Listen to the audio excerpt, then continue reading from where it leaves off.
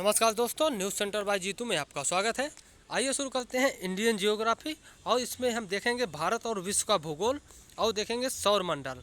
तो इससे जुड़े हुए इंपॉर्टेंट क्वेश्चन तो देखते हैं। सबसे पहले क्वेश्चन नंबर 22। निम्नलिखित कथनों पर विचार कीजिए। बृहस्पति, शनि तथा यूरेनस के चारों ओर छल्ले हैं। क्वेश्चन ऑप्शन 2, ये छल्ले विभिन्न पदार्थों के असंख्य छोटे छोटे पिंडों से बनी पट्टियां हैं। याद रखिएगा, बृहस्पति, शनि है, इनके चारों ओर ये पहला ऑप्शन दोनों सही है। पहला सही है और दूसरा भी सही है। ये छल्ले विभिन्न पदार्थों के असंख्य छोटे छोटे पिंडों से बने हैं।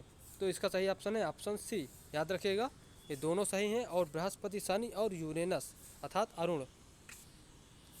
क्वेश्चन नंबर 23 देख लेते हैं। हमारे सौर मंडल में किन ग्रहों के पास एक भी चंद्रमा या प्राकृतिक उपग्रह नहीं है? तो इसका ऑप्शन है ऑप्शन डी। बुध के पास नहीं है और शनि के पास नहीं है। याद रखिएगा,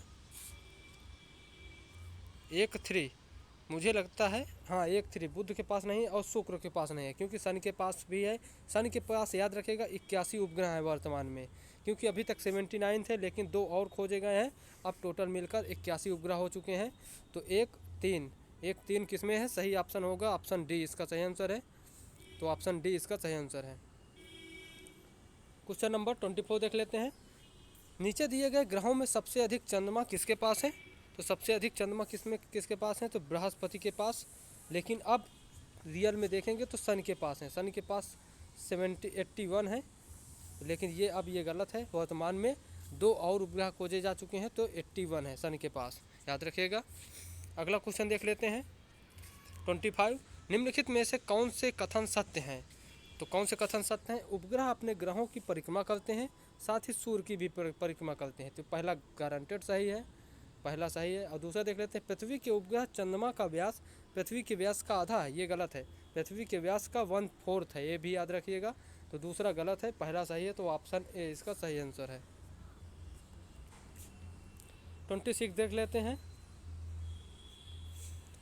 प्राचीन भारत के प्रसिद्ध खगोल शास्त्री कौन थे? तो प्राचीन भारत के प्रसिद्ध खगोल शास्त्री कौन थे? तो इसका सही आंसर है आर्यभट्ट। याद रखिएगा, आर्यभट्ट एक खगोल शास्त्री थे। ऑप्शन सी इसका सही आंसर है। इनके बारे में व्याख्या भी आप पढ़ लीजिएगा कि इनकी व्याख्या क्या है। और ये प्रसिद्ध भारत के खगोल शास्त्री थे। 27 देख लेते हैं। नीचे दिए गए कथन एवं कारण पर विचार कीजिए। पृथ्वी से हमें चंद्रमा का केवल एक ही भाग दिखाई देता है। और देख लेते हैं, चंद्रमा के चारों ओर कारण पृथ्वी का एक चक्कर पूरा करने में लगने वाला समय अपने अक्ष पर एक चक्कर पूरा करने में लगने वाले समय से अधिक है। तो इसका सही आंसर है ऑप्शन सी। बी गलत है और कथन सही है। ऑप्शन सी इसका सही आंसर है। क्वेश्चन नंबर 28 देख लेते हैं। नीचे दिए गए कथनों पर विचार कीजिए। सूर्य के चारों ओर चक्कर लगाने वाले पत्थरों के छोटे छोटे टुकड़ों को उल्कापिंड कहते हैं। खुले आकाश में फैली एक छोर से दूसरे छोर तक चौड़ी सफ़ेद पट्टी, जो कि लाखों तारों का समूह है, को आकाश गंगा कहते हैं। तो इसका कौन सा ऑप्शन सही है? इसका मेरे हिसाब से तीनों सही होने चाहिए, दोनों सही होने चाहिए। तो इसका ऑप्शन दोनों सही है। याद रखेगा, ऑप्शन दोनों सही है। ऑप्शन सी इसका सही आंसर है। अगला क्वेश्चन देख लेते हैं 29। तो ये अब ख़त्म है। अब हम अगला वीडियो देखेंगे, इसमें कौन कौन से क्वेश्चन है अब देखेंगे, अब ग्लोब के बारे में। तो ओके दोस्तों, थैंक यू, बाय।